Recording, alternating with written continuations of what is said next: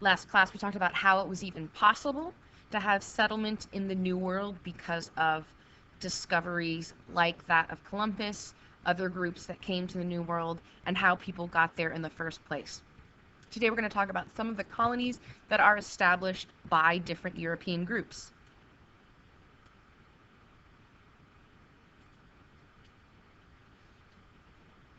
Of course, the first group to settle is going to be the Spanish. They are able to swing this as a result of the Treaty of Tordesillas. And as you see here on this map, this treaty was negotiated by the Pope to prevent a world war between Spain and Portugal fighting over new colonies. So on this line, it is decided that Portugal gets all of the colonies to the east of the line. Spain gets all of the colonies to the west of the line. For Spain, they don't know what is there. It is completely unknown, and they're making a huge gamble. Portugal pretty much knows what is on the eastern part of that line. It is a known commodity to them, and they think that they will get enough riches. For Spain, this was a great deal. They end up pretty much with the Western Hemisphere under their influence.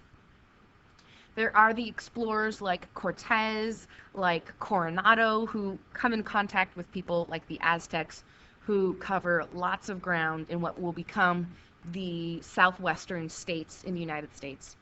But the first real settlement is going to be at St. Augustine, Florida. This is in northern Florida.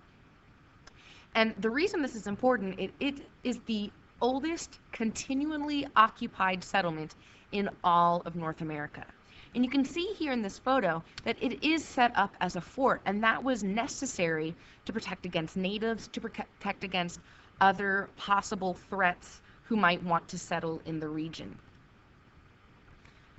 Eventually, the French will decline in power, as you've studied in European history, related to the Spanish Armada, inflation of silver. And so in time, the Spanish will not be as powerful compared to two other countries, specifically the French. And the French, because they do not want to have to fight the Spanish, rather than focusing in the southern part of North America, they go north in what we would now call Canada. And they are specializing in fur, working with Indians, and the French were very good at maintaining positive relationships with Indian tribes, with Indian fur trappers. They do, like the Spanish, send missionaries, but this truly is a business enterprise for them. There is a little bit of settlement by the Dutch, and that's going to be mostly on the eastern seaboard. It's why New York's original name was New Amsterdam. They do spend more of their time creating settlements in the Caribbean, not nearly as much time creating settlements in North America. Then we have the English settlements, and this has the most direct link to the creation of our nation. The first settlement created was in Roanoke. This was in 1585. It was helped to be established by Sir Walter Raleigh, one of the favorites of Queen Elizabeth. Sent a bunch of men here to explore and settle an island off the coast of Virginia. Sir Walter Raleigh returned to England with every intent of coming back to the Virginia region with supplies, with more people. Unfortunately, because of the wars with Spain and the Spanish Armada, it takes him 3 years to get back. And when he gets back, all he finds is the word Croatan, which you see there in the picture, carved into a tree. There are no supplies found. There are no survivors found. Croatan was the name of a local Indian tribe, but no one knows what happened to the people.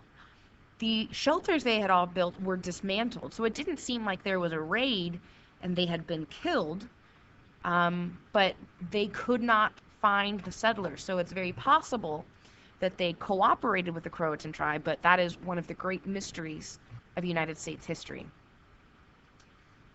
Next, we have Jamestown, created in 1607, again in southern Virginia.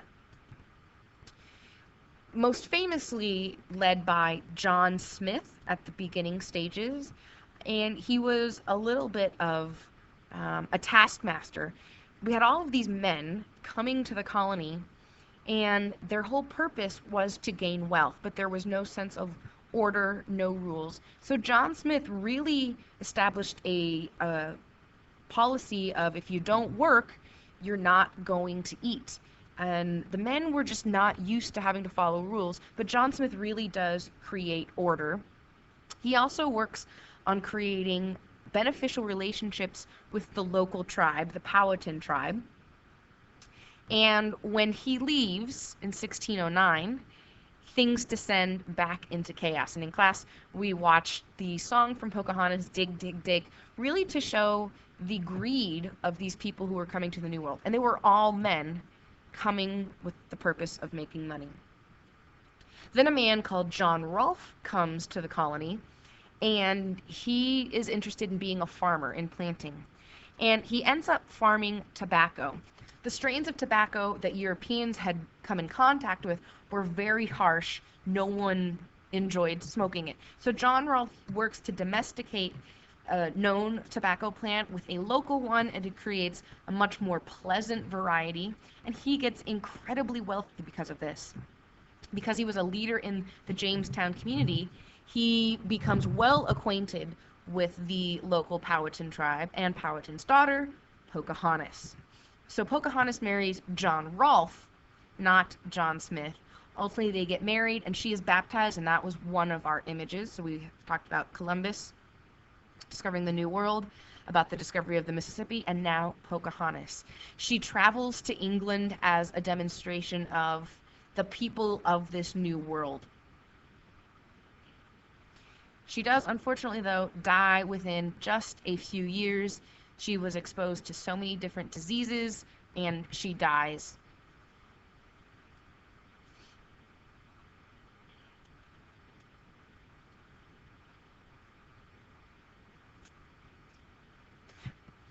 By 1612, after the rigor and order that John Smith had created and the financial success that John Rolfe set up, now it was seen as an attractive place for settlers to move.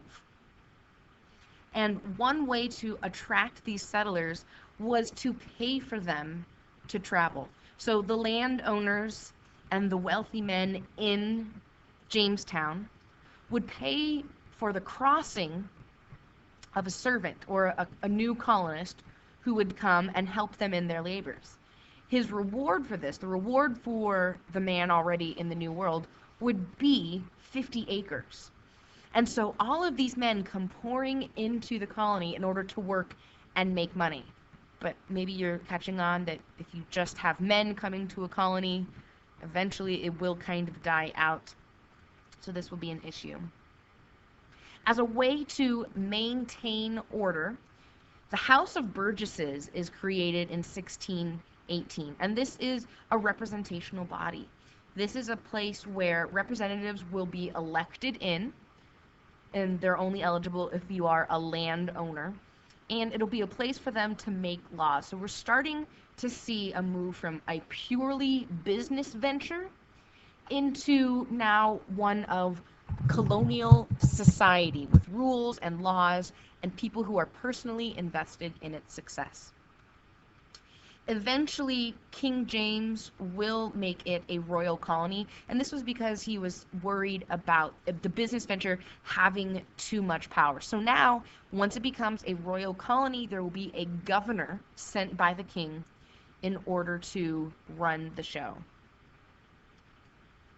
Another English settlement is going to be Maryland. I think Maryland has the coolest state flag, and it is the flag of the Calvert family. And Calvert was given the title Lord Baltimore by Charles I. And Calvert wanted to have a place, he wanted to have territory that could be his in order to support people who were of a different faith, specifically Catholics. If you remember during the time of Charles I, there was some tension between Catholics and Protestants.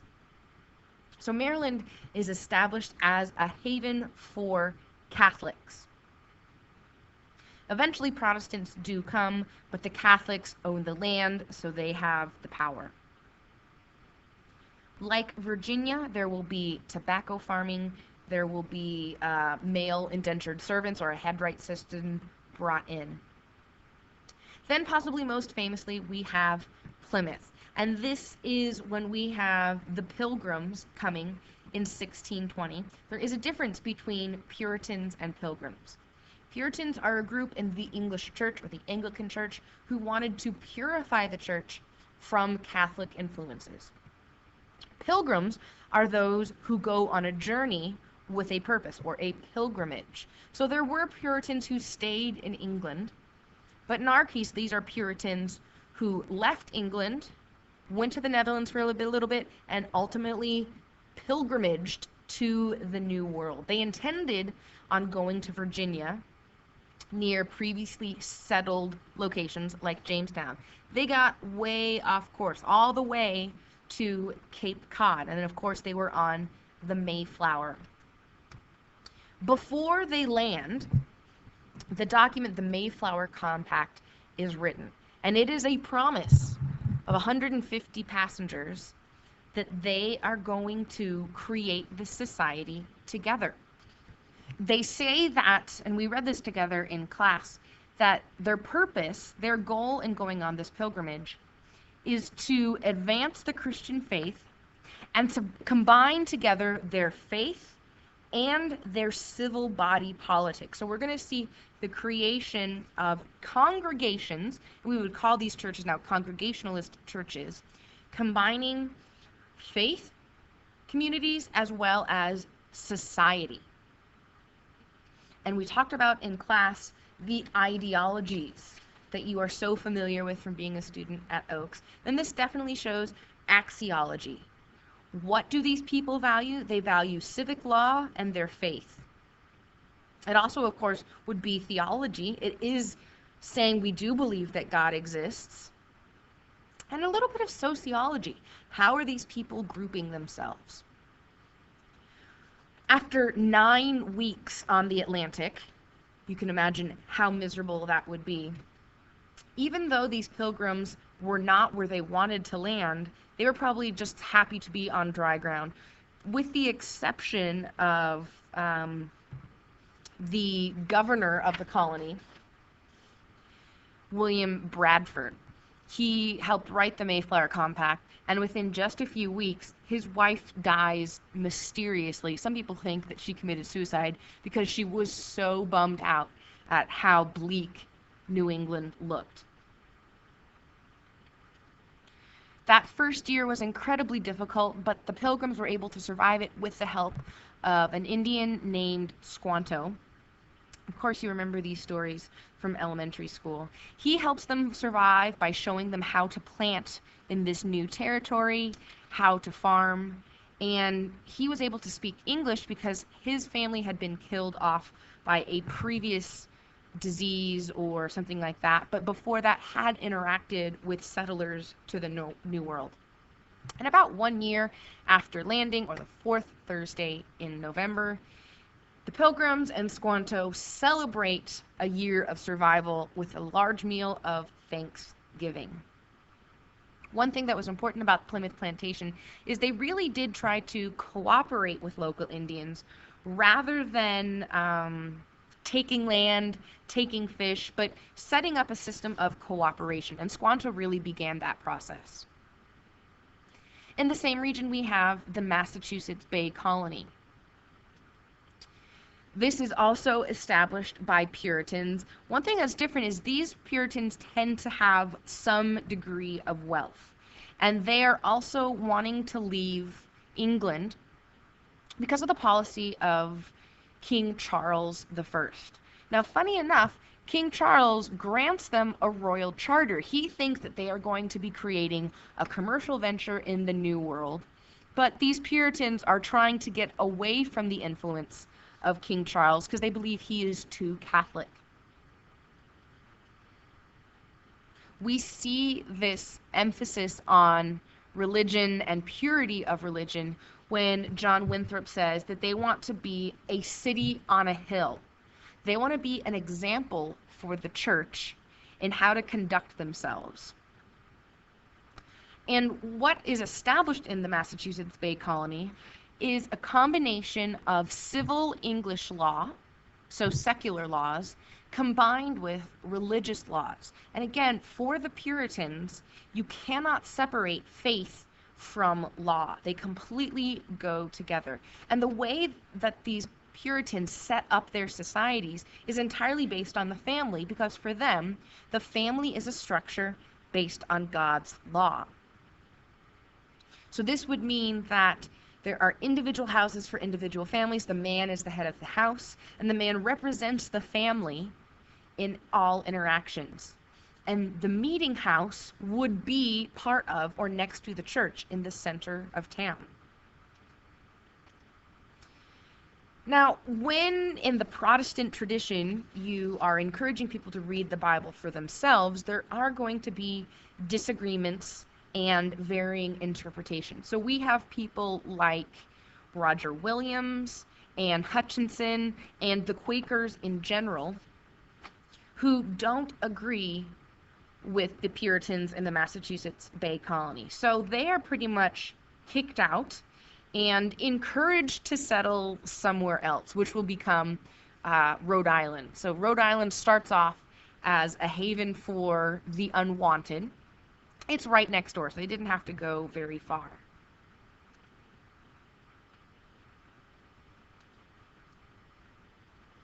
While King Charles I is in power, there are many people, many Puritans in England who are afraid of where England is going. It's becoming too Catholic, and that's why they came to the Massachusetts Bay Colony.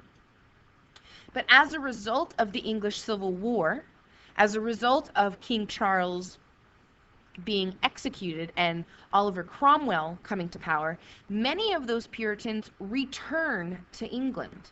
They once again have faith that the true faith in their mind, that the pure English Protestant faith, will be re-established.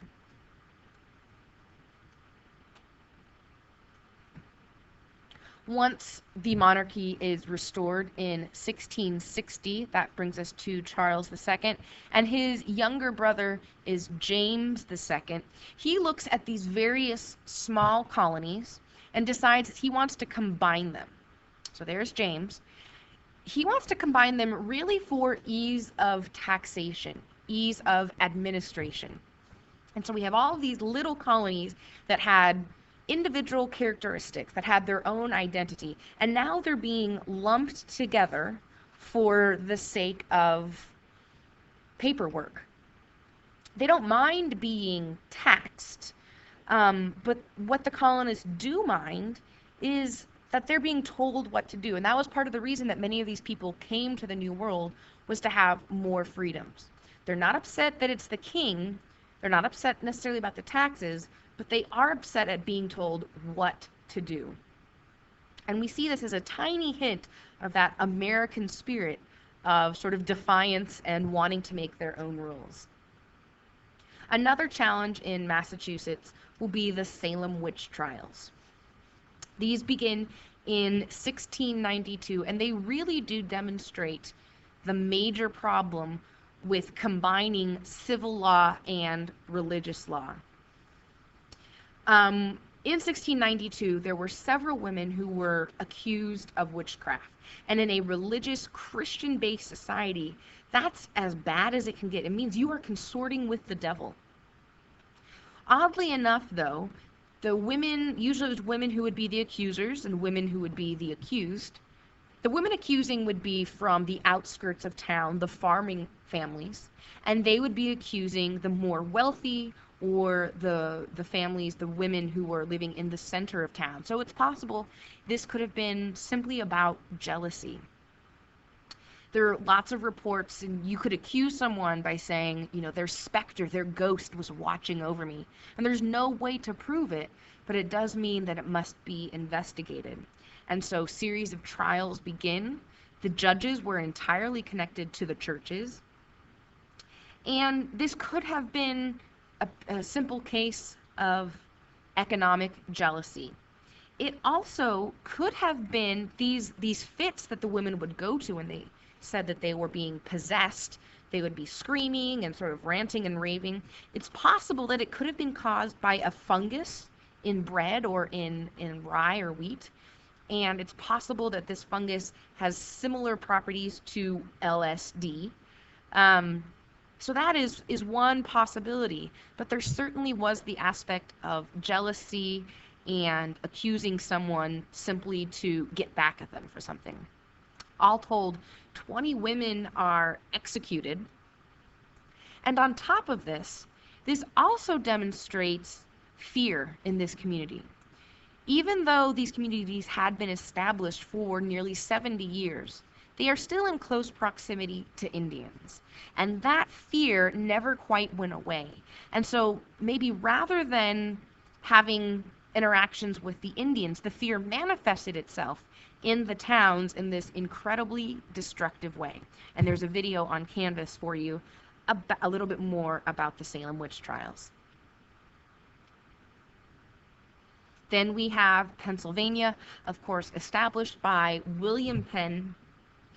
William Penn was a Quaker, and we saw that Quakers were kicked out of Massachusetts. They weren't incredibly liked in Europe, and so William Penn wants a place for Quakers to have a safe territory. He is also, though, willing to welcome all sorts of faiths. This is a very modern way of thinking. And King Charles II owed William Penn's family sort of like a favor. And so he says, I'll give you this whole bunch of land, and you're going to allow anyone to live there. And that really shows the tolerance of the Quakers, which to us is a very modern idea. But I put, again, a video on Canvas about this idea that religious tolerance is actually a very Christian idea. So in Pennsylvania, we will see Quakers, we will see Lutherans, even Jews and Catholics, and people from all over Europe who ultimately settle. And as we now know and we understand, when you have diversity of backgrounds, you're ultimately going to have a stronger society. You're going to have a range of abilities, a range of industries that end up being represented. In the Carolinas, and we're just kind of combining North and South Carolina, their main thing is farming. Lots of landowners, many of them English coming from the Caribbean. We do have one major port, Charleston, used for trade, but really is all about the agriculture in the Carolinas. And finally, Georgia. It's the last of the 13 colonies that was founded. And it was founded by a man named James Oglethorpe, and he wanted to create a safe place for people that had just come out of debtor's prison. He wants to give them a territory where they can farm, where they can maybe buy land and restart their lives. So in a sense, it's a little bit like the American Australia. One other purpose that Georgia serves is to be a buffer between the English colonies and Spanish-controlled Florida.